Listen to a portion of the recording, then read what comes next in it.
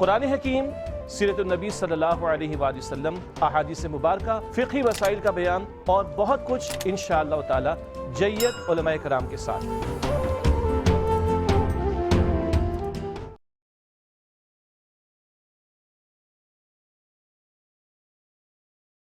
بسم اللہ الرحمن الرحیم۔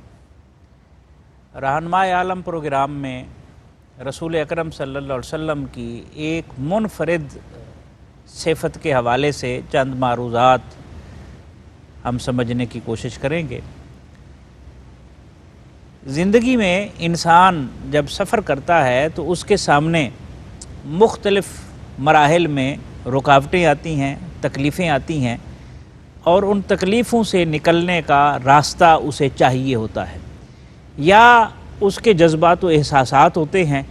ان جذبات و احساسات کے اظہار کے لیے اسے ایک ٹریک کی ضرورت ہوتی ہے۔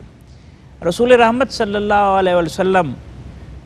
عالمین میں ایسی منفرد شخصیت ہے کہ آپ نے صرف راستوں کو بند نہیں کیا بلکہ انسانی جذبات و احساسات کی تسکین کے لیے متبادل فراہم کیا ہے۔ اگر اس صفت کو دیکھا جائے تو عصر حاضر میں ہمارے جو مسائل ہیں ان مسائل کا کافی سارا حل نکل سکتا ہے اگر ہم اس سنت کو پیش نظر رکھیں، کیونکہ موجودہ دور میں ہم صرف پابندیاں لگانے کی خواہش رکھتے ہیں یا لوگوں کے راستے بند کرتے ہیں، رکاوٹیں ڈالتے ہیں، ان کا حل پیش نہیں کرتے۔ رسالت مآب صلی اللہ علیہ وسلم کی یہ صفت کہ متبادل فراہم کیا جائے، یہ بڑی منفرد صفت ہے۔ چند مثالیں آپ کی خدمت میں پیش کی جاتی ہیں۔ ایک صحابی تھے، رسول اللہ صلی اللہ علیہ وسلم کی خدمت میں حاضر ہوئے، اور حاضر ہو کر ان کے پاس کھجوریں تھیں۔ کھجوریں ان کے پاس وہ تھیں جو ادنا تھیں۔ انہوں نے یہ کیا کہ ان کو اعلیٰ نسل کی کھجوروں کے ساتھ تبدیل کر لیا۔ اب زمانہ جاہلیت میں اس طرح چلتا تھا، جب رسول اللہ صلی اللہ علیہ وسلم کی خدمت میں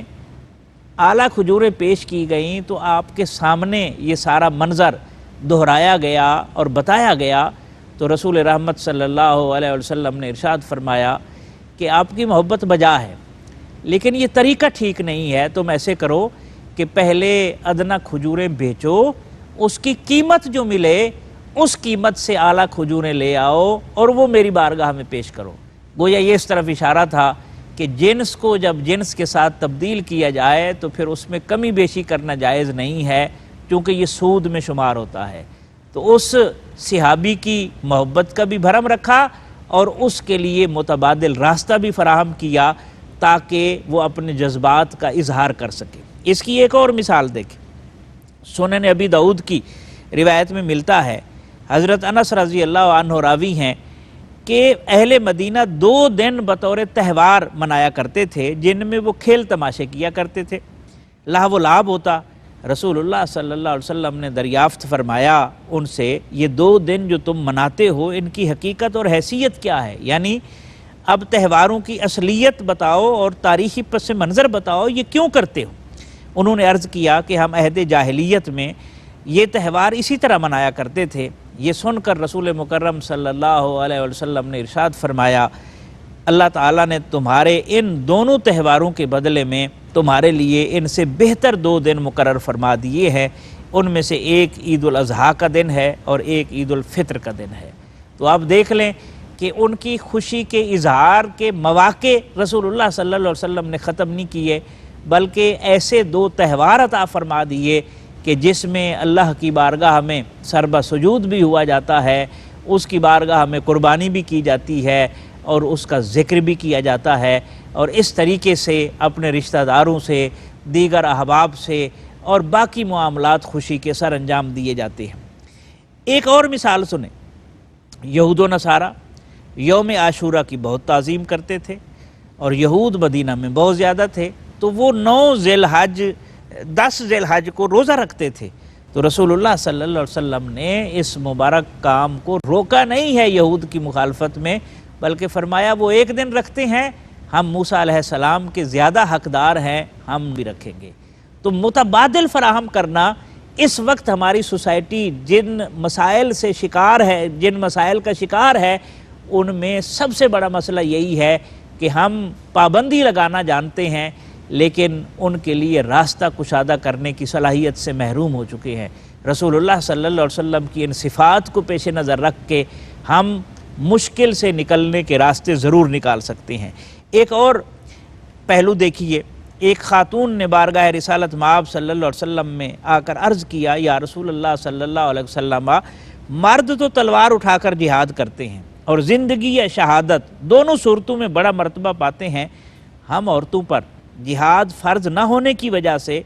ہم اس اجر سے محروم رہ جاتی ہیں۔ رسول اللہ صلی اللہ علیہ وسلم نے ارشاد فرمایا، متبادل پیش کرتے ہوئے ارشاد فرمایا، وَجِہَادُ الْمَرْأَةِ حَسَنُ التَّبَاعُلِ لِزَوْجِهَا، کہ عورت کا جہاد یہی ہے کہ گھر کے ماحول کو سازگار بنائے اور شوہر کی فرما برداری کے ذریعے اس کے ساتھ حسن معاشرت قائم کرے۔ اس سے اندازہ لگایا جا سکتا ہے کہ متبادل کیسے فراہم کیا جاتا ہے، اور رسول رحمت صلی اللہ علیہ وسلم نے متبادل فراہم کر کے کس طرح دلداری کی۔ اسی طرح ایک اور مثال اس کی، دور جاہلیت میں ہم جانتے ہیں کہ دوران طواف مشرکین سیٹیاں مارتے تھے، تالیاں بجاتے تھے، اپنے جذبات محبت کا وہ اظہار کرتے تھے، اور ان کا دور جاہلیت میں محبت کے جذبات کے، عقیدت کے جذبات کے اظہار کا شاید یہی طریقہ تھا۔ رسول رحمت صلی اللہ علیہ وسلم نے سیٹیوں اور تالیوں پر پابندی لگائی تو اس کے ساتھ ایک سرمدی نغمہ عطا فرمایا، جسے ہم آج بھی لبیک اللہم لبیک کی لبیک اللہم لبیک پکار کر جو ہے وہ لطف اندوز ہوتے ہیں۔ اسی طرح ایک اور مثال دیکھیں، فتح مکہ کے موقع پر جب ایک طرف سے نعرہ لگتا ہے الیوم یوم الملحمہ، حضرت سعد یہ نعرہ لگاتے ہیں کہ آج خون ریزی کا دن ہے، اور ظاہر ہے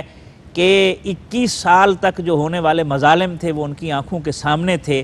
اور جب وہ مکہ میں داخل ہو رہے ہیں اور کفار مغلوب ہو چکے ہیں تو شرعی طور پر قصاص لینے میں کوئی حرج نہیں ہے، لیکن رسول رحمت صلی اللہ علیہ وسلم کو یہ پسند نہیں آیا۔ آپ نے فرمایا الیوم یوم المرحمہ، آج اللہ کی رحمتیں تقسیم کرنے کا دن ہے، اور اس اندیشے سے کہ کہیں فتنہ برپا نہ ہو جائے آپ نے وہ جھنڈا حضرت سعد سے لے لیا، لیکن ان کے بیٹے کو عطا فرمایا تاکہ قبیلے کے اندر کسی قسم کی بدمزگی نہ پھیلے اور کسی قسم کی جو ہے وہ بددلی نہ پھیلے۔ تو مسئلے کا حل بھی نکل گیا، لیکن اس کے ساتھ ساتھ جو ہے وہ متبادل بھی عطا فرما دیا۔ اسی طرح ایک اور پہلو دیکھیں، حجر اسود کی تنصیب میں دیکھیں، جب خون میں تلواریں ڈبو کر قسم اٹھا چکے ہیں کہ یہ حجر اسود کو نصب کرنے کی سعادت ہم حاصل کریں گے، تو ہم دیکھتے ہیں تاریخ جب پڑھتے ہیں تو یہ منظر سامنے آتا ہے کہ ایک دوسرے کے پیچھے ہیں اور جان کے دشمن بنے ہوئے ہیں اور قسم اٹھا چکے ہیں۔ ایسی حالت میں کسی دانا نے مشورہ دیا کہ صبح کے وقت جو سب سے پہلے آئے حرم کعبہ میں اس کی بات مان لو، ہو سکتا ہے خون ریزی سے بچ جاؤ۔ رسالت مآب صلی اللہ علیہ وسلم جلوہ فرما ہوئے تو سب نے کہا صادق اور امین آ گئے، اور حضور علیہ الصلوۃ والسلام نے کیا خوبصورت متبادل عطا فرمایا کہ آپ نے اپنی چادر بچھا دی، حجر اسود کو اٹھا کر اس میں رکھا، اور پھر سب قبیلوں کو بلایا کہ آؤ اس کا ایک ایک کونا پکڑ لو۔ کیا خوبصورت متبادل ہے کہ سب کی عزت نفس محفوظ رہی، سب کی اناؤں کی تسکین ہو گئی، اور ایک بہت بڑا جو ایک خونی بازار گرم ہونے والا تھا اور خون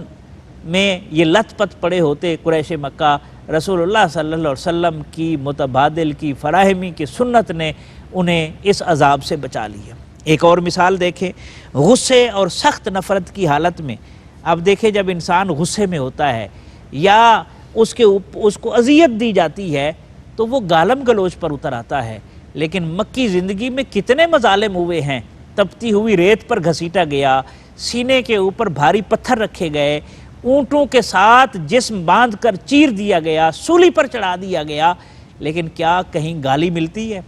ہم تو یہ دیکھتے ہیں یہ نبی رحمت صلی اللہ علیہ وسلم کی متبادل کی فراہمی کی سنت ہے کہ جہاں بھاری پتھر سینے پر رکھا جاتا ہے اور تپتی ریت پر گھسیٹا جاتا ہے تو وہاں گالم گلوچ کی بجائے احد احد کے نعرے بلند ہوتے ہیں۔ یہ آپ کی تربیت ہے اور اس کو ہمیں پیش نظر رکھنا چاہیے۔ شب ہجرت رسول اللہ صلی اللہ علیہ وسلم جب ہجرت فرماتے ہیں صدیق اکبر رضی اللہ عنہ کو ہمراہ لے کر، تو اپنے بستر کو خالی نہیں چھوڑا، بلکہ متبادل فراہم کیا اور حضرت علی المرتضیٰ مولائے کائنات کو اپنے بستر پر سلایا۔ ایک غزوہ کے موقع پر جب آپ کہیں تشریف لے گئے تو ایک مرتبہ حضرت علی المرتضیٰ اور دوسری مرتبہ حضرت عبداللہ ابن ام مکتوم کو مدینے کا حاکم مقرر کیا، اپنی نیابت میں ان کو ڈیوٹی دی۔ ایام علالت آئے تو رسول اللہ صلی اللہ علیہ وسلم نے اپنی جگہ پر صدیق اکبر رضی اللہ عنہ کو مصلی امامت سنبھالنے کا حکم دیا۔ ایک عورت آپ کے پاس آئی، آپ سے سوال کیا کہ اگر اگلی دفعہ میں آؤں اور آپ کو نہ پاؤں تو آپ صلی اللہ علیہ وسلم نے فرمایا کہ اگر تو آئے اور مجھے نہ پا سکے تو پھر ابو بکر کے پاس جانا، ابو بکر کو نہ پائے تو پھر عمر کے پاس جانا۔ متبادل فراہم کرنا یہ اس وقت کا بڑا تقاضا ہے، وہ آپ کا نظام معیشت ہو، وہ آپ کا نظام سیاست ہو، وہ آپ کا نظام معاشرت ہو۔ اسی طرح آپ دیکھیں کتابت وحی کے لیے رسول اللہ صلی اللہ علیہ وسلم نے متبادل شخصیات کی ڈیوٹی لگا رکھی تھی، ایک سے زیادہ شخصیات تھیں، ایک نہیں تو دوسرا، دوسرا نہیں تو تیسرا، تیسرا نہیں تو چوتھا، اس طرح زیادہ سے زیادہ لوگوں کی ڈیوٹی کی وجہ سے کوئی دقت پیش نہیں آتی تھی۔ اور ہم یہ بھی دیکھتے ہیں کہ ایک روایت میں ملتا ہے کہ ایک نو عمر صحابی تھے، بچے تھے، اور حضور علیہ السلام نے دیکھا کہ وہ درخت پر پتھر مار رہے ہیں اور پتھر مار کر پھل اتارنا چاہتے ہیں۔